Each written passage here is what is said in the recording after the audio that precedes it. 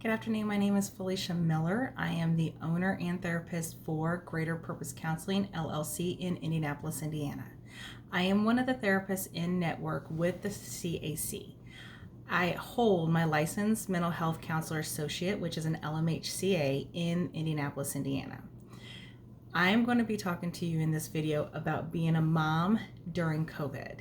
So being a mom is full of compromises and during COVID, and it's stressful without COVID. So as you can see, I'm in my bedroom because we're in COVID. So this is the flexibility part. But there are key things to remember at how to survive as a mom. And the things I'm going to bring up is having a routine, being balanced, modeling, normal, control, and flexibility. So we have not, even with me being a clinical therapist, we've had our experience with being in ministry. We have had our ups and downs over the last 5 weeks. So we've had days and weeks where we did great. Everyone got out of their pajamas. And then we've had weeks where we didn't do so great. We didn't really shower. We didn't come out of our pajamas. We ate gummy bears for breakfast and Doritos for dinner. So it's a roller coaster, okay? So how you survive is having a routine. My family's routine does not have to match your routine. It does not have to match a timeline that some other person put up where every single 30 minutes there's something. It just means something has to get done. And if you're like myself, I am working from home. So there are times that my work has to be done and what my kids need has to be worked around that. Their crisis learning has to be worked around it. But the routine piece is getting up at the same time, going to bed at the same time, eating, exercising, like it's getting dressed in real clothes, not wearing pajamas all day long, being able to still participate with church, your church groups and different things, but also within your routine, there needs to be days off where you don't work from home, you say no, you don't have to do everything to all the Zoom meetings, but you do just relax, okay? That needs to be built into your routine, exercise, eating healthy. Number 2 is having a balance. We as moms are busy before COVID ever happened. And now every kid, I have three littles. Everybody's got multiple Zoom meetings. We have church Zoom meetings. The kids have Zoom meetings. We have Zoom meetings, plus working at home, plus the crisis schooling. It's okay to say no. Having a balanced life means it's okay to say no. So there are times my kids miss Zoom meetings. There's times I miss Zoom meetings. There's times I miss something because there's just so much that we're doing.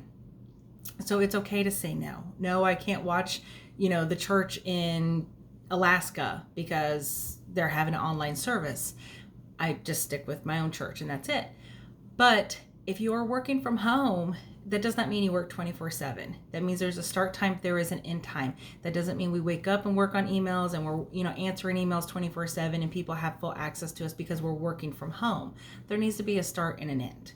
And there needs to be that balance. There needs to be the balance of church, but then not watching every church service that pops up on Facebook. Also a balance of eating healthy. I know it is very tempting to eat an entire bag of Doritos, but we need to have balance. Okay, we need to be able to say, yes, we're eating this and we're not snacking because we haven't left the house. We need to also have a balance of physical. Think of mind, body, spirit. Your soul needs to be getting fed. Your mind needs to not be just enmeshed in numbing out activities, and you need to be moving. There needs to be a physical part that you're getting up, going outside, doing, at home workouts. So that way your mind, body, and spirit is still growing and thriving in COVID. Number 3 is the modeling. Okay. Now, we as adults are modeling to our children how to handle trauma because COVID is a trauma. It is historical. People are going to ask us, what did we do? How did we do this? How did we survive?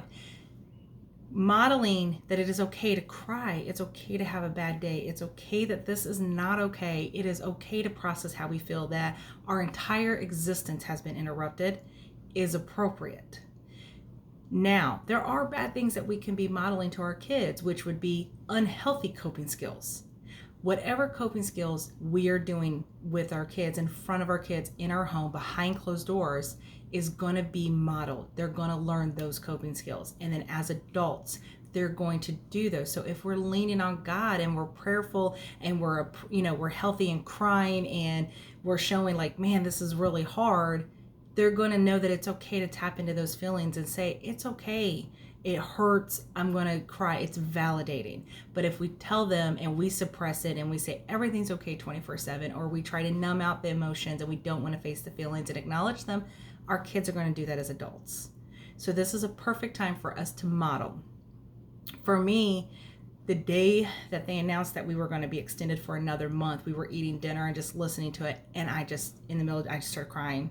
I absolutely started crying because I was just overwhelmed. Like, another month of being stuck at home and I can't go to work, and our whole life, another month of our life being interrupted. And my kids were like, whoa, you're crying. And, and I explained to them why I was crying and that it's okay to cry, that this is a big deal. And then we talked about it. So, we model it, we talk about it, we process it. It doesn't consume us. I think now at this point, we're only watching the news every 3 days, if that. We don't even watch it once a day anymore. But you want to model appropriate ways to process trauma. And kids need to be allowed to express themselves. They need to be able to say, I miss my friends. I miss this. I notice this is different. And that's going to come out in temper tantrums and crying and screaming and yelling and mom. And it's going to come out in that. We need to hold them and hug them. Okay.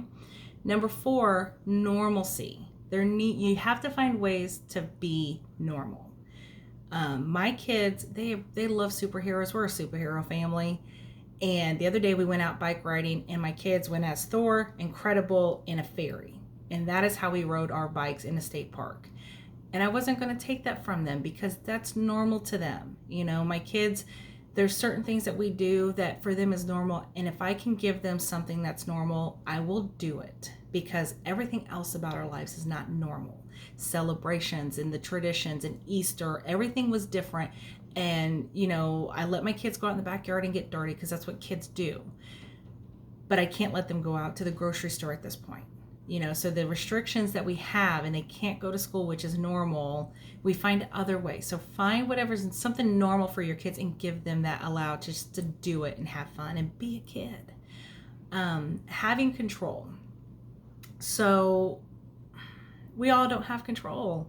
They're clocking us when we go into the store. They're clocking us when we come out. They're telling us to put on face masks everywhere we go. And, we can't meet together in groups of this or that. And so they're saying now it's going to be longer. Maybe they'll open it in phases. But where we don't have control, allow the kids and yourself to find the places you do have control. So, for example, with my children, I show them a couple of outfits. They control what they get to wear out of those few outfits. My daughter controls how she wears her hair. My husband, there's things that he's in control of. There's things that if I can control it, this is what I can control. Even with my kids, so with reward system and discipline, we process the consequence, we process their behavior, but then they also get options of what their rewards look like. Maybe it's alone time, maybe it's special fishing trip, maybe it's money, maybe it's, extra art supplies, whatever it is. We navigate that and give them some kind of control over what their consequence should be and what the rewards is. And we stick with the routine, 100% stick with the routine. Number 6 is being flexible. And I don't mean like being physically flexible where you can like hold your leg above your head, but I mean flexible with meltdowns and flexible with the life change. So any of us moms knows that meltdowns do not happen when you want it to happen, when we're in the privacy of our own home and nobody sees it. It happens when we're at church and the Holy Ghost is moving. It's a great service and you're like, oh, I love the person who's preaching and singing, and your child's having a meltdown and you're dragging them out kicking and screaming.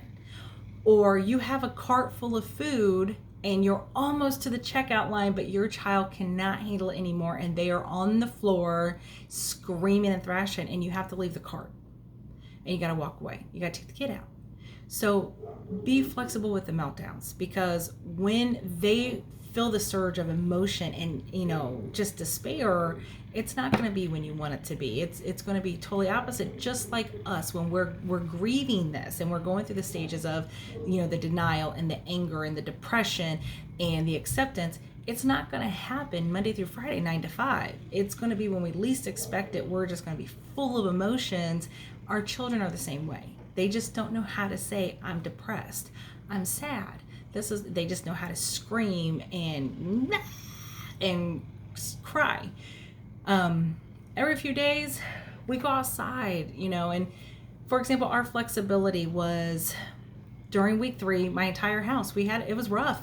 We were all sad. We were all angry. We were all just feeling some kind of way.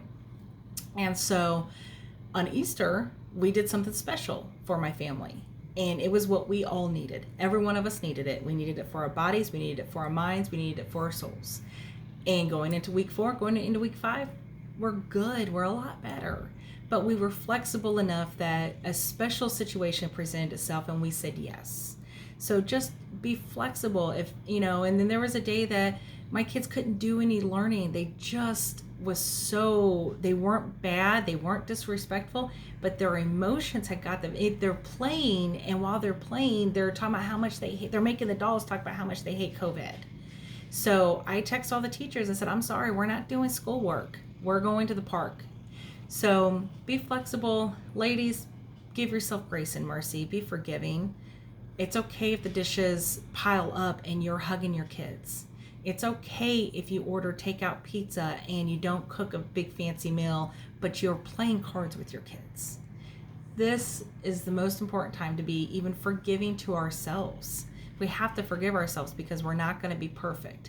None of us mothers have had to mother, work from home, be a single mom, do crisis schooling. None of us have ever done this in a pandemic when our entire lives shut down. So just be graceful with yourself and forgive yourself and be flexible. Learn what you can. Make your kids smile. Let them cry. You cry in front of them. Model it. We're all going to get through it. Know God has his hand on us. God's going to bring us through this, and we're all going to be better people with better perspectives in life, and we're going to be better parents. So God bless. Have a good day.